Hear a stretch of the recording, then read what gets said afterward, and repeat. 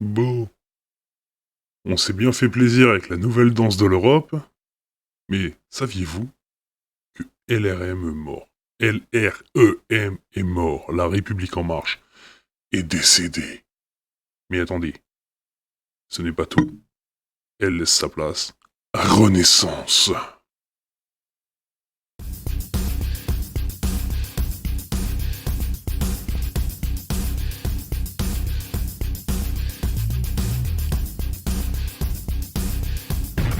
Ce contenu a été pacifié.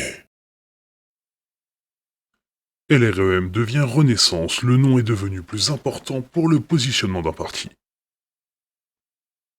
Alors, je vais pas vous cacher, je n'ai pas encore lu cet article. C'est une totale découverte. Je viens d'apprendre, à cette heure-ci, que la République En Marche était morte pour laisser place à la Renaissance de Saint-Jupiter. Lisons ensemble cet article et voyons ce que ça donne. Hein, si cela vous va. De toute façon, vous êtes là, ça va vous aller. Hein, allez, on continue.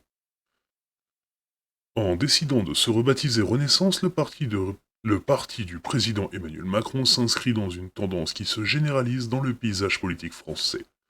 Le renouvellement des labels des principales formations pour le, pour le politologue Christophe Santé, ou Sante, l'accélération de ce phénomène est symptomatique d'une période de transition politique où la forme compte désormais plus que le fond. Donc en gros, ça veut dire qu'il faut avoir une belle image plutôt qu'avoir un bon programme. Bah Macron quoi en fait, hein. Il est beau, il est intelligent, il est jeune. Oh, s'il avait pas été avec la Brigitte, hein, je me le ferais bien. Bon, pour ceux qui ont la ref. Oui, parce que j'ai des références moi aussi. Bon, ce casse commence sérieusement à me casser les couilles. En marche, la République En Marche est désormais Renaissance. Oh, le parti politique d'Emmanuel Macron a une nouvelle fois changé de nom jeudi 5 mai. Encore. Une décision présentée par son délégué général Stanislas Guérini, comme un mouvement de refondation du parti présidentiel pour l'élargir. Vous la sentez là, hein? Vous la sentez? Oui, on la sent tous. Élargissons comme il faut.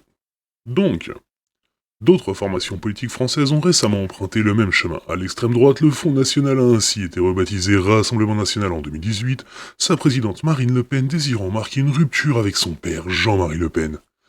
Ah, la belle époque. C'était un bon juge, qui l'avait précédé à la tête de son parti. À gauche, lors de dernière échéance électorale, Jean-Luc Mélenchon a été tour à tour le candidat du parti de gauche en 2012, de la France Insoumise, LFI en 2017, et de l'Union Populaire en 2022. Ouais, la République, c'est lui, hein. Faut pas l'oublier. Ah, futur Premier ministre. Ah, vous allez en bouffer, hein. Ah, vous avez réélu l'autre con. Ah, mais vous allez encore plus en bouffer en élisant ce trou de balle. Voilà. Ça va élargir, vous pouvez me croire. On continue. De son côté, la droite gaulliste, aujourd'hui rassemblée sous l'étiquette Les Républicains, a connu non moins de 6 appellations en 70 ans de vie politique depuis la naissance du Rassemblement du peuple français, RPR, en 1947, comme expliqué ces changements de plus en plus réguliers des noms de principales forces politiques françaises. Éclairage avec Christophe Santé, docteur en sciences sociales et politiques et collaborateur scientifique du Centre d'études de la vie politique. Eh ben ça en fait un CV, hein. C'est Vipol de l'Université libre de Bruxelles. Ouais, on va pas faire de blagues sur les Belges. Spécialisé dans l'histoire des idées et des partis politiques. Eh, personne n'est parfait, hein. Alors, en présentant le nouveau nom de Renaissance, Stanislas Guérini a défendu un parti populaire qui a vocation à être ouvert. S'élargir, ouvert. Ouais, il se cache même plus, hein. Pour toujours faire le choix des lumières contre l'obscurantisme. Oh, la lumière, Saint-Jupiter. Bon, on va arrêter les conneries, je suis là pour lire un texte, moi, pas pour faire le con. Ou les deux, c'est vous qui choisissez. Alors, Avec sa nouvelle appellation, le parti présidentiel semble donc conserver la vitrine du libéralisme éclairé et europhile prôné par Emmanuel Macron en 2017. Alors à ne pas confondre avec europhile. Hein, c'est pas la même chose. Europhile. Dans tous les cas, on en prend plein la gueule, mais c'est pas le même produit qui nous tombe dessus. Continue. Est-ce un bon parti? Est-ce un bon pari électoral à l'aune des scores? À l'aune? Moi, il y a des mots que je comprends pas, vous savez, moi. Le vocabulaire qui nous reste, c'est pas énorme comparé à ce qu'il y avait avant. On a perdu beaucoup. Avec cette éducation-là, vous comprenez qu'au bout d'un siècle, il reste plus grand-chose. J'en étais où, moi? À l'aune des scores obtenus par LFI et le RN au premier tour des élections présidentielles. Est-ce un bon pari, du coup? On le saura bientôt. Hein? Quand on se fera encore plus niquer. Enfin vous, moi je suis dans ma capsule, je suis protégé.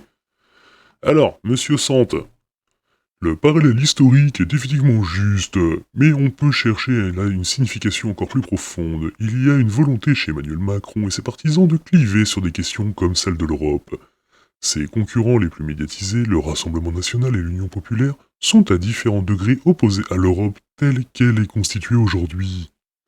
On a donc le symptôme d'une difficulté sémantique chez Renaissance, parvenir à s'affirmer dans un clivage opposant modernité et eurofolie, et europhilie d'une part, et nationalisme ou populisme de l'autre. Est-ce alors que le concept de populisme commence à être éculé et que le drapeau européen ne permet plus vraiment de remporter une élection en France? Mais c'est normal, t'es en France, pas en Europe. Et à un moment donné, faut arrêter avec ces conneries d'Europe. On a vu la danse tout à l'heure. On va arrêter les conneries avec l'Europe.